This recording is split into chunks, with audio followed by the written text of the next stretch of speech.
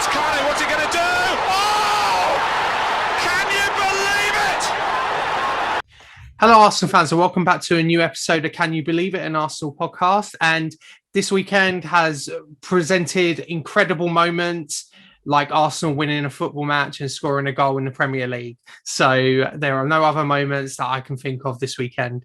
But I am joined once again by Wayne. Thank you for coming back on the podcast. I haven't ruined you already. Having me once again. No, not at all. It's actually been all right. Thanks for having me back again. And I'm glad that we can finally talk about something positive for a change.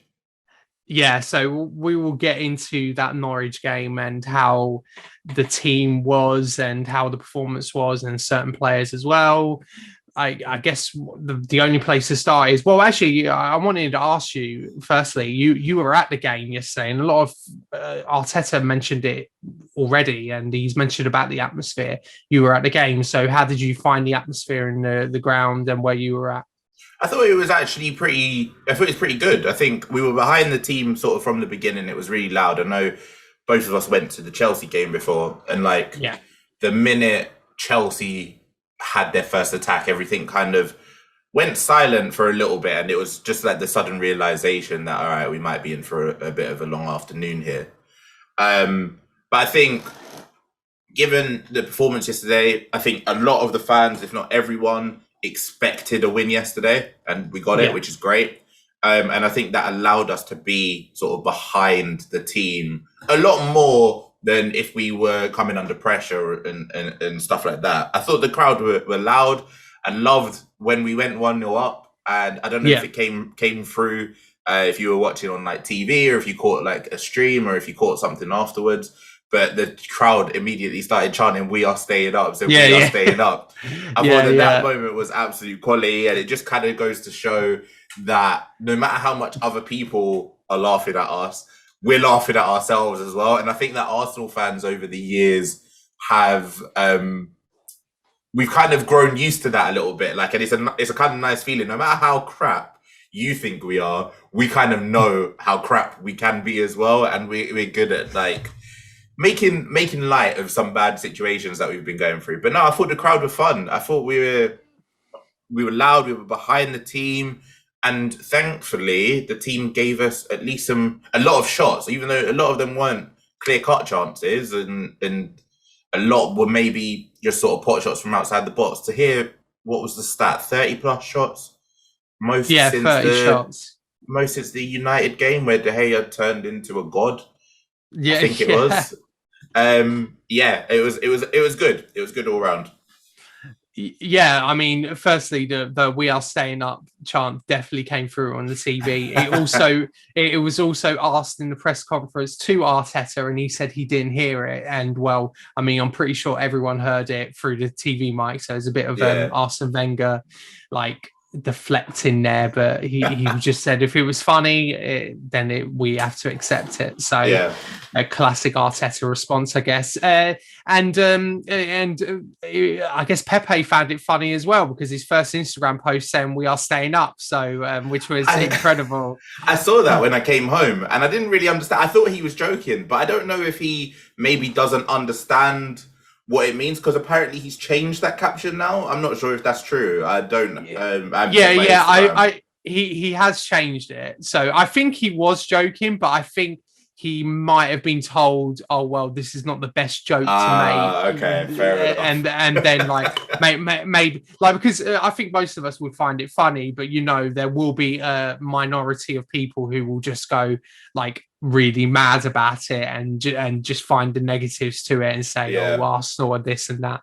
So I think it was smart, but I like the tongue-in-cheek thing, like "We are staying up" sort of thing. So, but like, I mean, so what did you think of the lineup? So obviously, Tomiyasu started. We had Ramsdale start as well. We had obviously the debate on Friday about Ramsdale and Leno, and you were spot on. So congrats, well done. I'm another another loss for me on this I'm podcast. gonna we're gonna start taking notes. We're gonna take that as 1-0 to me. So we're gonna keep score. It's not very nice, is it?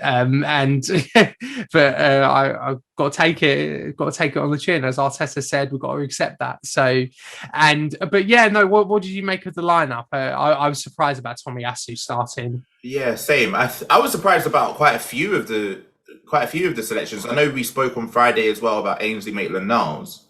Yeah, and I think both of us maybe thought that he would play at right back ahead of Tomiyasu.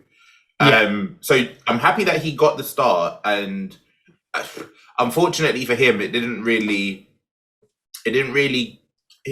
sort of put in a concrete performance to say, right, midfield is my position. I thought he was a little bit sloppy in possession, but once he moved to right back and Tomiyasu came off, I think it was around about the hour mark, which is probably predetermined by sort of the club. I think he played a lot better at right back. He faded a little bit in midfield, and he's just not as secure in possession. But Ainsley Maitland-Niles starting in midfield instead of Partey was a surprise. Tomiyasu starting at right back was a surprise. And the big one was Aaron Ramsdale. And I think, personally, it was the right decision. I'm surprised he done it because I didn't think Arteta would do it. But I think somebody on Twitter said pre-game that lineup finally felt like, all right, Arteta's now being ruthless. And I liked that. If you're not here for the future, I stand by sort of the opinion and the thinking that if you're not here for the future, if you're not going to be part of our future, there's no point in you necessarily being a part of the present. Unless it's a game like Wimbledon. And even then, you want to see the likes of Patino play, and you want to see Balogun play and Martinelli play, because those guys are the future. So I think Ramsdale is the future, and he came here to be number one. Next summer, we're probably looking to replace Leno, but as a number two. And Ramsdale was great yesterday. I think everything he done, he wasn't particularly challenged, like in front of goal. He made that one save, which wasn't really like a super save or anything. He just kind of done his job well. But that's what you kind of need from a top goalkeeper when you're called upon to do your job well. It's the extra stuff that I was really impressed with, like coming to claim crosses, just commanding the box. He was so far when we had possession, and if we were to lose it high up the pitch, he was so far out of the box in a good sense that he's on the front foot. He's so aggressive to go and claim the ball. If it sort of outruns the opponent's attacker, he'll come to the edge of the box and just give a quick pass. In possession, everything he was doing was one touch, two touch. And there was the moment in the first half, which I don't think Leno is consistently capable of, where Pukki was closing Ramsdale down and he just kind of skips by him. Now, in the stadium, and I don't know about you watching the game, I had a heart attack when that moment happened. I just had flashbacks of people like Petr Cech and stuff. But no, Ramsdale was composed, skipped by Pukki, and then set off an attack. And he does things with a quickness that we've not seen Leno do for quite a while. So I think Leno now has to bounce back against Wimbledon, and we'll have to go from there. How was it for you? Obviously, Tomiyasu starting, we weren't, but I thought he was good. I was really impressed by Tomiyasu. Like, I didn't really have any much expectations about him as a signing, really. Like, I thought, okay, this is a signing that will probably play in Arteta's 3-2-5 system, in terms of he will be one of the players that tucks in, because Arteta likes that, and he likes Tierney basically playing as a left winger because of how high up he plays. And I didn't really expect him to be anything incredible, but I thought he was really impressive yesterday. Like, his energy was really good. I thought he pressed very well, and the way he was into tackles is really good in the air as well. Like, I thought he was really impressive, and he impressed me. He surprised me, and I think that's what I always like about signings. I think signings that sort of go under the radar and no one's really talking about it, but then they turn out to be like really good. And obviously, very early days. It's only been one game, but I always think of like Nacho Monreal. Like he came in and he was back up to Kieran Gibbs, and Gibbs was obviously the first choice. But then by the time a season later happened, Monreal was first choice, and Gibbs was firmly on the bench, and Gibbs had to leave in the end.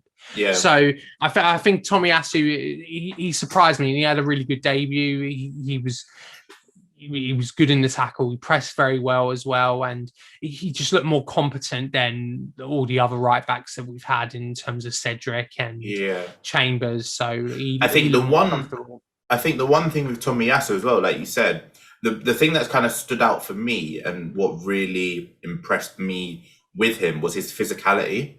Yeah, like to come in and it's your first Premier League game, you always have, whether it's pundits or whether it's fans, can you keep up with the intensity of a PL game?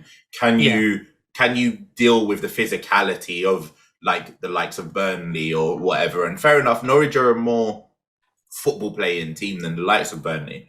Yeah. But they did punt the ball long quite often when they had to, and there were a lot of crosses from Max Aarons that kind of went in towards the back box or that right-hand side where they sort of just dinked it to the far post. And Tomiyasu was challenged in the air, but he was comfortable throughout. And like you said, 1v1, he was brilliant defensively. I thought he was comfortable. He looks imposing. Like you look at people like Gabriel, you look at someone like Thomas Partey, and these guys look physical. They look like big, strong, we're not going to be sort of intimidated type of guys. And I'm sure a lot of Arsenal fans remember sort of a lot of the good football we had with sort of Wilshere, Cazorla in the midfield, where we had more shorter technicians.